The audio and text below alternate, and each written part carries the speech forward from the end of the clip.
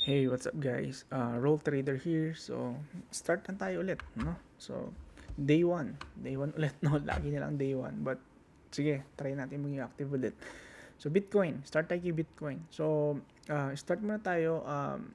Yung gagawin natin dito is day trading or magiging frequency ng setup natin is usually day trading or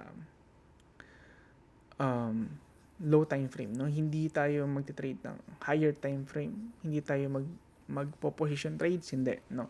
So more on, okay, we need to make money today, tomorrow, or sa mga susunod na araw, no? Within the week. Hindi tayo mag-set up tayo ngayon and then hihintayin natin ng ilang buwan bago mag-play, no? So bigyan na natin sa kanila 'yon. Tayo mga tol, tatry natin kumita ngayon, tatry natin kumita bukas o mamaya, whatever, no? So, start tayo with Bitcoin. Okay. So, Bitcoin, bullish siya nung last week. No? But, kung makikita mo dito, nung Monday, nagkaroon tayo ng breakout and then selling. No? Meron tayong selling. Okay. So, meron tayong confirmation na bearish. Bumalik na sa bearish yung market. No? Ngayon, kung mapapansin mo, nung nag-retrace siya dito, nagkaroon na tayo ng drop. Okay. So, kung nakapag-sell ka dito, good. No? So, kung ako, magse-set up dito. Okay, kasi ganito, galing ka sa may change ng bias. Galing ka sa selling, no? So, ako, hintayin ko munang mag-range or mag-accumulate. Kasi galing ka sa bullish and then nag-change ka bigla sa selling. Ibig sabihin, magbenta. Then, hintayin ko muna mag-range dito, no? So, kung bibigyan naman ako ng retracement dito, New York na kasi nag-open na New York. So, pwede ako maglagay ako dito ng, yan. Kapag nagkaroon ako ng retracement na ganyan, then, pwede ako mag-sell. Target ko, recent low. No? Ngayon, ang bias kasi natin, higher time frame is bearish. Bakit? Okay? Kasi kung mapapansin mo dito kay Bitcoin, okay, bearish yung market. Ngayon, nagkaroon lang tayo ng accumulation nitong December. So, ngayon hit na rin yung high nung monthly. So, ibig sabihin, nasa selling area ka na talaga. Okay? So, posible, magkaroon tayo ng new low sa higher time frame. Okay? Which is below 70K. So, pag bumalik ka sa lower time frame, then, ang target mo, okay, sa lower time frame is below 80K, which is 78K, something like that, no? So, medyo malayo, no? Yan, medyo malayo, 78K. Yan, medyo malayo, no? Kapag nasa lower time frame ka, medyo malayo, okay? So, pero, syempre, sabi ko nga sa inyo, ang target natin is kumita ngayong araw. So, hindi na natin iniisip yan. Pero kung sakali, ma-champo natin maayos na entry, then probably, i-hold natin yung trade papunta dun, no? Sa area na yan. Okay? Invalidation, kung intraday, hihintay, kasi sa intraday, for example, binigyan tayo ng retracement dito, ito lang yung stop loss mo or invalidation. But, kung yung idea mo, hinihintay mo na mag-invalid, ito yung invalidation ng idea. Itong high. Pagka bumalik ulit siya sa high, ibig sabihin, okay, nagbago yung isip ng market, okay, proceed. Wala tayong magagawa. Itong prices, itong chart, external to, wala tayong magagawa kundi sumunod. Okay? So, anything external, anything na wala tayong control, let it go. Wag tayo masyadong magpaka-stress, no? Kasi wala naman tayong magagawa. Kung meron lang tayong magagawa, good, pero wala talaga, you know? Again, bearish tayo dito pero nasa baba. So, hintay natin mag-retrace. Kung intraday, ito yung hihintayin ko dito. Okay? At least dito. At may line na yan, dyan yan. Okay? Invalidation ng idea, ito. Kung nakapag-setup ka dito, nakakita ka ng setup. For example, ito. Yan. Nakakita ka ng setup na ganyan, then, good. Pwede ka partial TP dito kung gusto mo, and then stop loss sa may break even, and then hold mo lahat papunta 78K, no? Kasi sa higher time frame, pag tinignan natin, ang target natin is new low. Kasi bearish yung market eh. New low, di ba? Okay? Ngayon, hindi porket sinabi kong ganun, ganun yung mangyayari. Based dun sa sistema, kapag kaganti ginawa ng market, ibig sabihin, bearish pa rin yan. Pero again, gaya nga ng sabi ko, external to, hindi porket sinabi ko, yun na yung mangyayari. No? So, based lahat, probabilities. Alright? So, Ethereum. Ethereum, okay, if I were to sell, syempre gusto ko dito sa high. Diba? Sa 3,430. So, punta tayo ngayon sa intraday natin sa, ano, so medyo mataas pa. Kung mapapansin mo, sabi sa bias natin is bullish pa rin. So, wala tayong selling dito kasi gusto natin, kung magsisell tayo, merong confirmation na mas malakas na yung sellers kaysa sa buyers. But for now, ang bias natin is still, ito pa rin yung binibigay ng ating sistema, buy pa rin. Kaso, hintayin mo pa rin. Nakita nyo, di ba, may mga iba't iba color niyan. Meron green, may blue, and meron green. So, ako yung nag-code niyan para malaman natin agad, okay, magi-green na, it's about time na para mag-buy. Okay? So, ituturo natin yan. Okay? But, medyo mahaba-habang turuan yan, no? So, yun. Sabi ko nga sa inyo, kung ako magsisell, dun sa 3-4, dito sa high na yan, no, masyado kasing pwede rin naman dito kasi ito kasi yung resistance. Doon ka sa resistance, and then sa daily bullish pa rin, gaya nga nasabi ko, bullish pa rin, diba? Buy, valid, diba? Pero gaya nga nasabi ko, nasa resistance, so hintayin natin magkaroon tayo ng selling confirmation. Okay, Solana, ganun, same. Buy, nakalagay, green mid break, buy. So, parehas bullish pa rin yan. So, hintayin natin magkaroon ng confirmation bago tayo mag-sell. Okay? So, kung ako mag-sell kay Solana, 146. Ayun, no? Doon ang selling. Kaya nga, bullish pa rin siya hanggang ngayon eh. Kita mo kahapon, bullish siya, di ba? Ito, bullish to kahapon eh. Kasi ito opening, ito closing, di ba?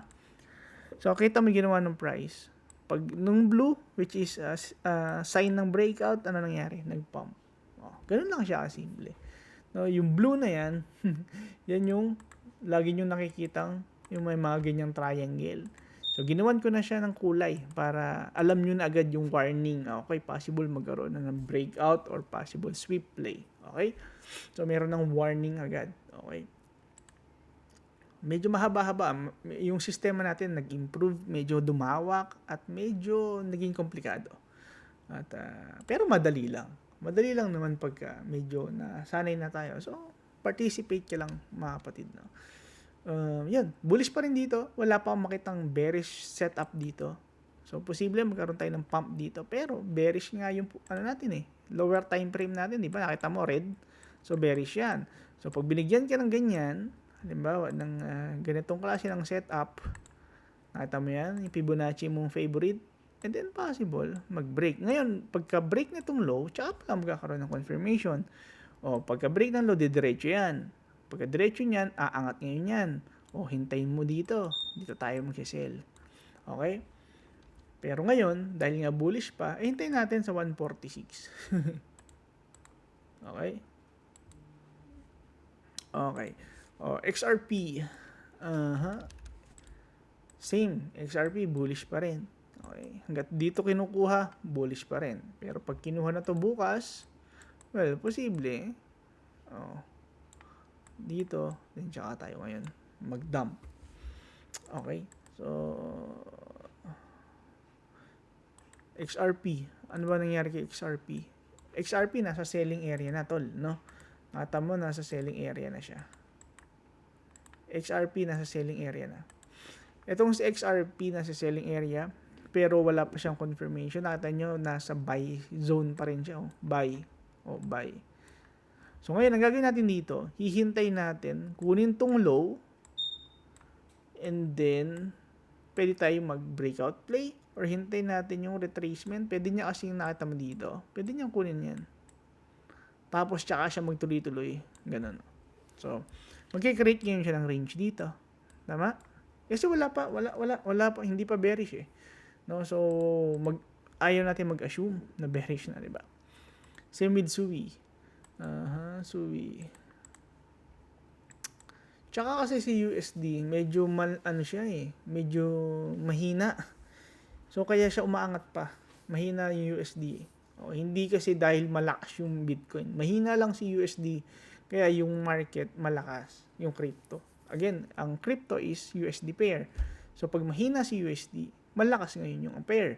So, hindi ibig sabihin malakas yung demand. No? So, yun. Still, SUBI, still bullish pa rin. Makita nyo sa bias natin, buy, then buy.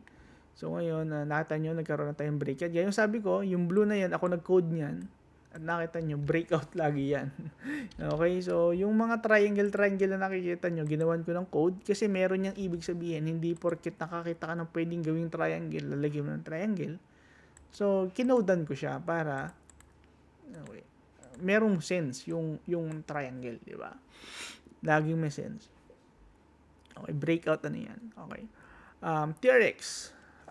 Etong SUI, bullish pa rin siya. Nakita mo, meron tayong trade finder. So, ako rin nag-code yan.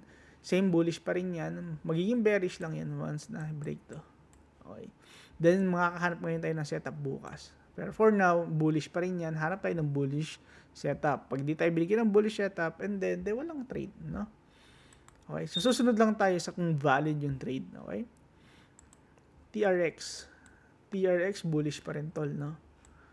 Pero galing ka daw ng inside. Okay, tingnan natin. TRX.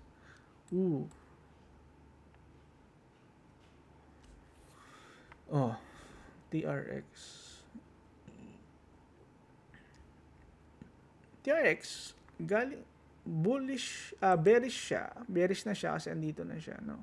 Kaso abnormal kasi yung crypto natin. Pero tingnan natin. Kasi bullish siya sa daily, so wala pa. Hindi ka pa pwedeng kasi ito resistance, kinuha niya na eh. Meron pang resistance siya pa dito, nakuha niya na rin. So ngayon maghahantay na lang tayo ng bearish setup dito. Hintay tayo ng Christmas tree na setup dito, no? So, yun. Ganun lang. Again, hindi natin binabantayan yung mga pag-angat natin short. Ihintay natin magkaroon ng shorting setup. Okay? Pero hindi natin binabantayan yan para i-short yung umaangat. Okay? Hindi tayo nag-against sa trend. Hintayin lang natin dyan yung confirmation na possible. Para makuha natin yung highest return. Okay? Yun. Yun lang muna yung sa crypto. No? So, sa mga susunod na linggo, i-add natin itong mga forex pairs. Kasi, ang exciting na itong mga forex. Akala nila yung forex boring. Maganda yung forex, mga tol. No? Nagagandahan ko siya. Mabagal lang, tsaka hindi siya abnormal gumalaw. Pero nagagandahan ko siya. Pero iba yung style niya. Same dito sa style ko. Pero iba kung paano ko kumuha ng bias. So, meron tayong tinatawag na strength. Merong weak. Kasi, di ba, meron tayong euro. Ito kasi, meron tayong parang 7 pairs ba? So, doon natin siya paglalaban-labanin. Then, hahanapin natin kung sino yung malakas. Di ba? Hindi tulad dito kasi sa mga crypto, sa indices, pairs siya. Di ba? Tawag dito, USD pair lang. So, 50-50 lang yan. So, yun. Tingnan natin kung magkakasetup tayo, mga tol, no? So, yun lang muna. Then, day 2 bukas, try natin maging active ulit. Balik tayo, no? Okay. So, ngayon, huwag nyo muna ako tanongin ng ano ba mangyayari sa crypto, may bull run ba? Mag-trade na lang tayo kasi medyo nawalan ako ng gana sa crypto dahil nga, parang, hindi ko alam, no? Hindi lang sa crypto, but kahit sa mga traditional business. Parang GTA yung 2025. Parang ang gulo, ang pangit, ang hirap, parang ang tuyot, di ba? Di ba? Hindi natin alam ano bang ginagawa nila, but ganoon yung yung economy, no? But it is what it is. And then yun, simulan natin ulit. Grind tayo ulit, sabay-sabay tayo, no? So, yun lang. God bless.